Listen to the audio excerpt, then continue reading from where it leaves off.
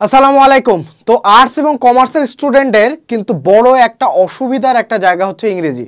তো ইংরেজিতে আমাদের উপমহাদেশে বা সাবকন্টিনেন্টে কেন জানি একটা আলাদা রকমের ফোবিয়া কাজ করে যে ইংলিশ মানে যতটা না বাঘের ভয় মানে বাঘ কিন্তু নাই এখনো বনে, তাও আমরা ইংলিশকে ভয় পাই। তার কারণ হচ্ছে প্রথমত এটা একটা ফরেন ল্যাঙ্গুয়েজ, মানে বাইরের দেশের একটা ভাষা, এটা আমাদের মাতৃভাষা না। তো এটা নিয়ে ভয় পাওয়াটা খুবই ন্যাচারাল বা খুবই স্বাভাবিক। বাট অ্যাকচুয়ালি আমাদের একাডেমিক সেকশনে যে ইংলিশটা আমাদেরকে শিখতে হয় সেটা কিন্তু মূলত তোমার বোঝার জিনিস। অনেকে বলে যে ইংলিশ গ্রামাটিক্যাল রুলস মুখস্থ করে ইফের পরে কি বসবে, কিন্তু পরীক্ষার হলে যে ইফের পরে ইফ প্লাস কি হবে, if plus present indefinite tense plus present perfect tense, এসব তো তোমার মাথায় আসবে না। তো আমাদের অ্যাকচুয়ালি শেখার যে ধরনটা বা শেখার যে প্রক্রিয়াটা, এটাতে সমস্যা আছে। তো আমরা নর্মালি গ্রামাটিক্যাল রুলস মুখস্থ করে অভ্যস্ত বা অ্যাডভান্স লার্নার্সের যে শত শত রুলস আছে সেগুলো মুখস্থ করে অভ্যস্ত, কিন্তু অ্যাকচুয়ালি আমরা গ্রামারটা বুঝি না বা না বুঝে আমরা গ্রামারটার রুলসগুলো জাস্ট অ্যাপ্লাই করে আসি। তো ইংলিশ গ্রামারে বা ইংলিশে তুমি কিভাবে ভালো করতে পারো, কিভাবে তুমি এ প্লাস পেতে পারো, সেটা নিয়ে আজকের আলোচনা দিব। আজকে কোনো আমি পড়াবো না বা পড়াশোনার যে তোমার রুলসগুলো আছে রুলসগুলো আমি তোমাদেরকে বোঝাবো না, বা কিভাবে পড়লে তুমি ভালো করবা ওইটা বলে দিব জাস্ট। ওকে, তো আজকে আমি তোমাদের জাস্ট ইন জেনারেল একটা শর্ট গাইডলাইন দিতেছি যে অ্যাকচুয়ালি তুমি ইংলিশে প্লাস পাবা কীভাবে। দেখো, ইংলিশে তোমার দুইটা paper, first paper second paper. তো মেইনলি ইংলিশে তো তোমার কম্বাইন্ডের রেজাল্ট হয়, ফার্স্ট পেপার সেকেন্ড পেপার মিলে রেজাল্ট হয়, তাই না? তো নর্মালি দেখা যায় যে ফার্স্ট পেপারে তোমার বেশি মার্ক রাখার চান্সেসটা কম, কারণ ওইখানে যে তোমার টপিকগুলো থাকে টপিকে তোমার টিচারের ইচ্ছা মতো বা টিচারের যদি কারোর সাথে ঝগড়া হয়, ঝগড়ার প্রভাব তোমার টপিকের উপর পড়তে পারে। কিন্তু ইংলিশ সেকেন্ড পেপারে কিন্তু বাসায় যত ঝগড়া হোক টিচার তোমাকে চাইলেও মার্ক কেটে দিতে পারবে না। তো তোমার ফার্স্ট টার্গেট থাকবে গ্রামারে 60-এর মধ্যে অ্যাটলিস্ট 55 টার্গেট রাখতে হবে, মাস্ট 55 মাস্ট টার্গেট রাখতে হবে। ওকে, তো গ্রামারের মধ্যে আবার কিছু কিছু তোমার টপিক আছে যেখানে তোমার 1 মার্ক ছুটতেই পারে। হ্যাঁ, 1 মার্কের মতো ছুটতে পারে, যেমন তোমার আর্টিকেল, প্রিপোজিশন, যত তুমি ভালো পারো না কেন দেখবা যে হাফ মার্ক বা 1 মার্ক তোমার চলে যাচ্ছে। কিন্তু যেই টপিকগুলোতে তুমি যদি রুলস জানো, তুমি যদি বারবার প্র্যাকটিস করো, তাহলে এই টপিকগুলোতে থেকে তোমার 1 মার্কও কাটা পসিবল না। এটা হচ্ছে ট্যাগ কোয়েশ্চেন, ন্যারেশন, এগুলো যদি রুলস জানো ঠিকঠাক মতো অ্যাপ্লাই করতে পারো, এটার থেকে তোমার 1 মার্কও কাটার সুযোগ না। Table, with close, suffix and prefix, changing sentence, এগুলো যদি তুমি ভালো মতো দখলে থাকে তাহলে তোমার একটা সিঙ্গেল মার্ক কাটারও সুযোগ নাই। তো এখানে যদি আমি ধরলাম তোমার 5 মার্ক কাটা গেল, মানে তোমার কমপ্লিটিং সেন্টেন্স, তারপরে আর্টিকেল, প্রিপোজিশন, এখানে তোমার 5 মার্ক ধরেই নিলাম। কিন্তু এই টপিকগুলোতে যদি তোমার ফুল মার্কস থাকে তাহলে তোমার 55 চলে আসতেছে। আর যখন একটা টিচার খাতা দেখবে, আগে তো তার অংশে গ্রামার পার্টটাই পড়বে, তাই না? যখন দেখবে তুমি গ্রামার পার্টে ভালো করছো, তখন অটোমেটিক্যালি ওই টিচারে তোমার প্রতি একটা পজিটিভ ভাইব কিন্তু চলে আসবে। হ্যাঁ, তো তুমি পার্সোনাল লাইফে দেখতে কেমন এটা ফ্যাক্ট না, তোমার খাতার চেহারা কেমন এবং তোমার খাতা কি বলতেছে এটা টিচারের কাছে ফ্যাক্ট। তো যখন দেখবে তুমি গ্রামাটিক্যাল পার্টে ভালো করছো, তখন অটো তোমার রিটেন পার্টে ভালো চলে আসবে মার্ক, দেখবা। ওকে, তো এই তোমাদের একটা ট্রিক্স বলে দিলাম, আর রিটেন পার্টে পরে আসতেছি। এখন আসে ইংলিশ ফার্স্ট পেপার। দেখো, ইংলিশ ফার্স্ট পেপারে কিন্তু বায়াসনেসের একটা সুযোগ থাকে, সামারিতে কখনোই তুমি ফুল মার্কস পাবা না। অ্যান্সার দ্য কোয়েশ্চেনে তোমার যদি টিচার খুব ভালো থাকে তাহলে ফুল মার্কস পেতে পারো, কিন্তু ওখানে তোমার 1-2 মার্ক কাটে যাওয়ার চান্স আছে। তো ইংলিশ ফার্স্টেও কিছু ক্রিম টপিক আছে, যে ক্রিম টপিকে তুমি 1 মার্কও ছাড় দিতে প্রস্তুত না।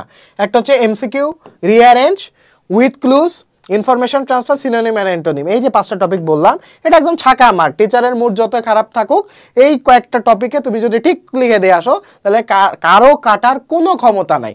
বোঝা গেছে? আর বাকি যে টপিকগুলো আছে ওই টপিকগুলো তুমি যদি সুন্দর মতো উপস্থাপন করতে পারো, ইন্ট্রো এবং এন্ডিং ঠিক রাখতে পারো, কারণ টিচারদের শত শত খাতা থাকে, ওই খাতার মধ্যে বিশ্বাস করো লাইন টু লাইন পড়ার কোনো মানে তোমার টাইমই থাকে না। তো টিচাররা যে জিনিসটা দেখে তুমি ইন্ট্রো থেকে লিখছো এবং এন্ডিংয়ে কি লিখছো, এবং চোখ বুলায় যাওয়ার সময় যদি তোমার গ্রামাটিক্যাল মিস্টেক দেখতে পায় তাহলে তোমার রিটেন পার্টের মার্ক কমবে। তো রিটেন পার্টে সবসময় খাতাটা নিট অ্যান্ড ক্লিন রাখার ট্রাই করবা। মানে কি, এই যে এরকম এরকম করে কাটো, ভাই এরকম এরকম করে কেন কাটো তোমরা? জাস্ট এক টানে কাটবা, এক টানে কেটে ফ্রেশ করে আবার লিখবা। তারপরে অনেকে কলম দিয়ে ডিজাইন করো, it's okay, it's totally fine. নীল কলম দিয়ে যতটা সম্ভব সিম্পলভাবে ডিজাইনটা রাখার ট্রাই করবা। মানে তোমার এই যে অনেকে আবার প্রশ্ন উত্তর দিয়ে, প্রশ্ন উত্তর বা অ্যান্সার অন দিয়ে তারপর এরকম ঢেউ খেলাও, এই যে এরকম ঢেউ খেলাও, এদিক দিয়ে তো একটা ফুল বের হয়, এদিক দিয়ে ফুল বের হয়, পাখি লতা পাতা এঁকে, এগুলো দরকার নেই, ঠিক আছে?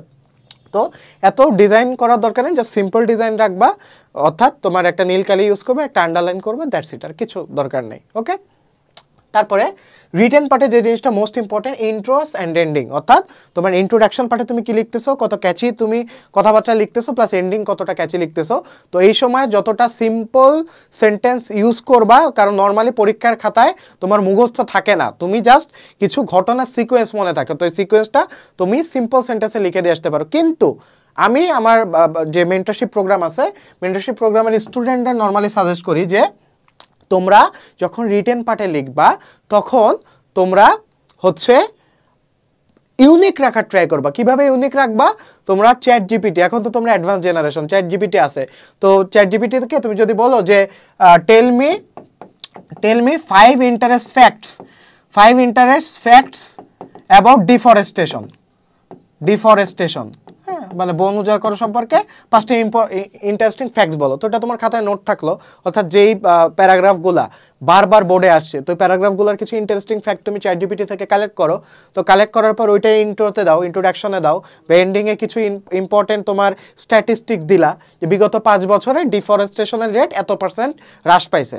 তো এক্ষেত্রে তোমার এক ঢিলে কয়েকটা পাখি মারা হবে, একটা হচ্ছে টিচার ইমপ্রেসড হবে, তোমার মার্ক বৃদ্ধি পাবে, প্লাস এই যে তোমার লেখার ধরনটা, এটা তোমার পরবর্তী জীবনে মানে অ্যাডমিশন টাইমে কাজে লাগবে, প্লাস তোমার আরও পরবর্তী জীবনে চাকরি লাইফে তোমার কাজে লাগবে। তখন তুমি বিসিএস বা বিভিন্ন চাকরি পরীক্ষার জন্য নিজেকে প্রস্তুত করবা, তখন এই অভ্যাসটা তোমার অনেক কাজে লাগবে। বোঝা গেছে? তো আজকের ভিডিওতে তোমাদেরকে ইন জেনারেল বলে দিলাম যে কিভাবে তোমরা ইংলিশে ভালো করতে পারবা। আর তোমরা যারা এসএসসি, এইচএসসি কিংবা অ্যাডমিশন ক্যান্ডিডেট আছো, তোমরা আমাদের মেন্টরশিপ প্রোগ্রামে জয়েন যদি করো, তাহলে তোমাদেরকে আমি 15 ডেজের একটা চ্যালেঞ্জ দিব। এই চ্যালেঞ্জের প্রত্যেকটা টাস্ক যদি ঠিকঠাক মতো তুমি কমপ্লিট করো, তাহলে দেখবা 15 দিন আগের তুমি এবং 15 দিন পরে তুমির মধ্যে অনেক ডিফারেন্স। 15 দিন পরে তুমি অনেক বেশি ফোকাসড, অনেক বেশি অর্গানাইজড এবং অনেক বেশি প্রি প্ল্যান করে তুমি পড়াশোনা করতেছো। এবং তোমাকে জাস্ট ইন্টারনালি যেন তোমার মধ্যে চেঞ্জটা আসে এবং সেটা যেন ঠিকঠাক মতো আসে, সেটার অবজারভেশন বা সেটার যে দেখার দায়িত্বটা সেটা আমি দেখব এবং তোমাদের থেকে কাজ আমি আদায় করে নেব। ওকে, তো মেন্টরশিপ প্রোগ্রাম সম্পর্কে বিস্তারিত জানতে ডেসক্রিপশন বক্সে দেওয়া লিঙ্কে ক্লিক করে তুমি যদি পেজে ইনবক্স করো, ওরাই তোমাকে বিস্তারিত বলে দিবে। তো আজকের ভিডিও এই পর্যন্তই। তোমরা যারা চ্যানেলে নতুন আসো, তোমরা সাবস্ক্রাইব করে ফেলতে পারো, যারা ইউটিউবে দেখছো, যারা ফেসবুকে দেখছো, তারা ফলো করে ফেলতে পারো। তো দেখা হচ্ছে পরবর্তী ভিডিওতে। আসসালামু আলাইকুম।